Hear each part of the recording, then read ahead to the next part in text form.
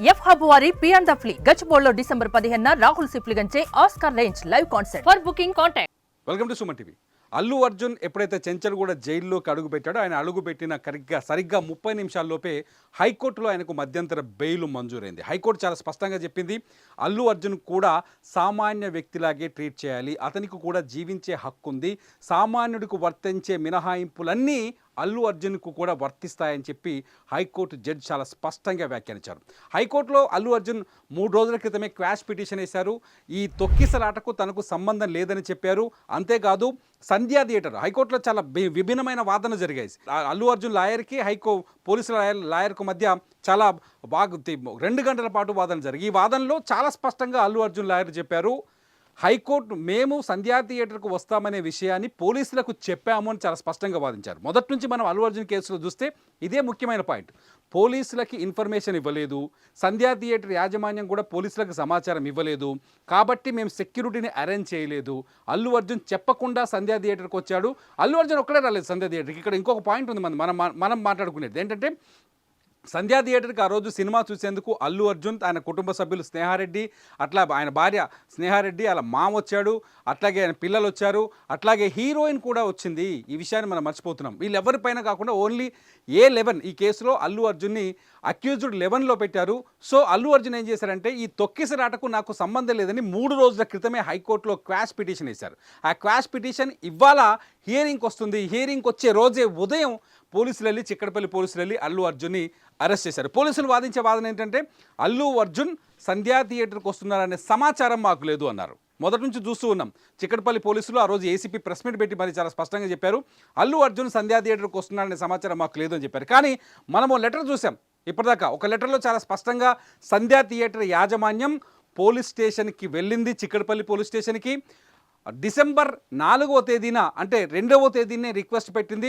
December 4వ తేదీన రాత్రి 9:30 సినిమా అల్లు అర్జున్ అంటే మైత్రి మూవీ మేకర్స్ వారి అల్లు అర్జున్ నటించిన పుష్ప 2 సినిమా మా దగ్గర ప్రీమియర్ షో జరుగుతుంది. దానికి అల్లు అర్జున్ ఆయన కుటుంబ సభ్యులతో పాటు hero, heroine, VIPs, family members అందరూ వస్తారు అని కూడా ఆ లెటర్లో పెట్టింది. పోలీసులు ఆ లెటర్ తీసుకొని స్టాంప్ వేసి ఇచ్చారు. అదే కౌంటర్ ఫైల్ కూడా అవుతుంది. సో ఇదే వాదనని అల్లు అర్జున్ లాయర్ కోర్టులో వినిపించారు, హైకోర్టు ముందు వినిపించారు. హైకోర్టు అల్లు అర్జున్ లాయర్ వాదనతో ఏకీభవించినట్టుగా తెలుస్తుంది. పోలీసులు చెప్పారు, మేము పర్మిషన్ ఇవ్వలేదు అని చెప్పారు.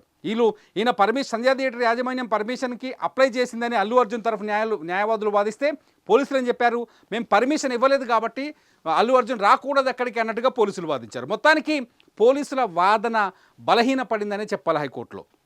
ఎందుకంటే అల్లు అర్జున్ ఒక స్టార్, అప్పటికే పుష్ప 1 అనే సినిమాతో చాలా పాపులర్ అయ్యాడు, నేషనల్ అవార్డు వచ్చింది. అల్లు అర్జున్ రోడ్డు మీదకి వస్తున్నాడంటే ఆయన ఇంటి దగ్గర కూడా భద్రత కల్పించాల్సిన పరిస్థితి ఏర్పడింది. ఎందుకంటే సెలబ్రిటీ అల్లు అర్జున్ చూడడానికి జనాలు వేగంగా వస్తారు. జనాన్ని ఆపడం ఎవరి వల్ల కాదు, అక్కడ చట్టం కానీ లేకపోతే పోలీసులు ఎవరి వల్ల కాదు. అల్లు అర్జున్ రోడ్డు మీదకి వస్తున్నాడంటే ఖచ్చితంగా వస్తున్నాడనే సమాచారం పోలీసులకు ఉంది కదా. పోలీసులకు ఉన్నప్పుడు ఖచ్చితంగా మీరు రావద్దు అని మీరు ఏమైనా చెప్పారా? పర్మిషన్ ఇవ్వలేదు, సరే రావద్దని ఏమైనా చెప్పారా? చెప్పలేదు కదా. మరి వచ్చినప్పుడు ప్రాబ్లం అయింది కదా, ప్రాబ్లం సామాన్యుడికి అయింది కదా.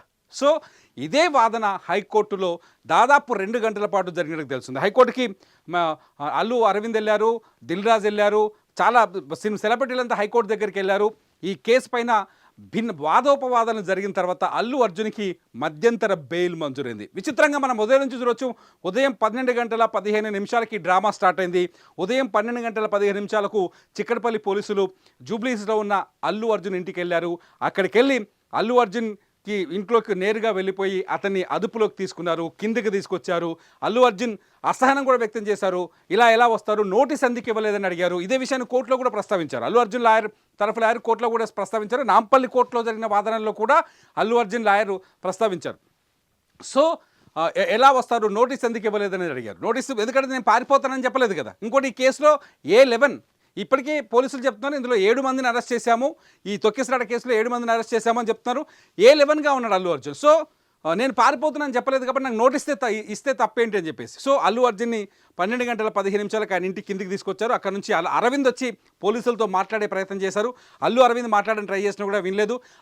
అక్కడ నుంచి చిక్కడపల్లి పోలీస్ స్టేషన్ తీసుకెళ్లారు. చిక్కడపల్లి పోలీస్ స్టేషన్లో కూర్చోబెట్టి అక్కడి నుంచి నేరుగా ఫస్ట్ ఉస్మానియా ఆసుపత్రికి తీసుకుపోతామని చెప్పారు. కానీ ఆ తర్వాత గాంధీ ఆసుపత్రికి తీసుకొచ్చారు. గాంధీ ఆసుపత్రిలో వైద్య పరీక్ష నిర్వహించి గాంధీ ఆసుపత్రి నుంచి నాంపల్లి కోర్టుకు తీసుకెళ్లారు. నాంపల్లి కోర్టులో దాదాపు 2 గంటల తర్వాత అల్లు వాదనలు విన్న తర్వాత రిమాండ్ రిపోర్ట్ సమర్పించిన తర్వాత నాంపల్లి కోర్టు అల్లు అర్జున్కి 14 రోజుల పాటు రిమాండ్ విధించింది.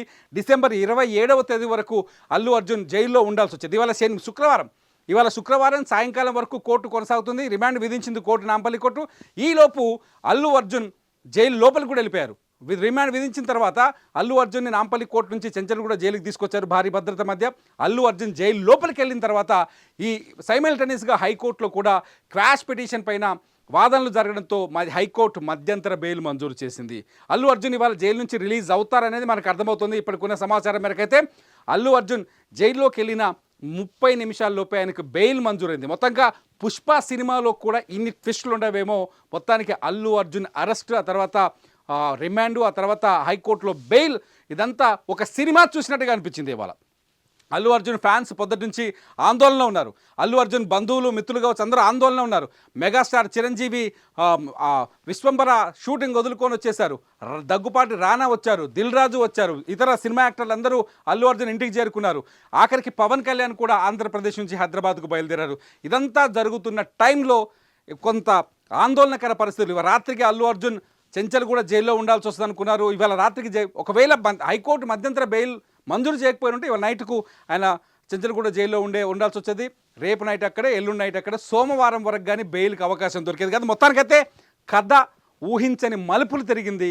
అల్లు అర్జున్ అరెస్ట్ వ్యవహారం మొత్తానికి అందరినీ ఉరుకులు పరుగులు పెట్టించింది. చూస్తూనే ఉండండి సుమన్ టీవీ.